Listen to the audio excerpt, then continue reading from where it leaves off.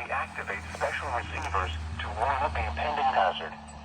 Reception of this broadcast and the warning alarm feature will vary with distance from the transmitter. This test is conducted each Wednesday between 11 a.m. and noon, but may be postponed if there is hazardous weather in the region. In that case, the test will be held on the first available good weather day. We now return to our regular programming.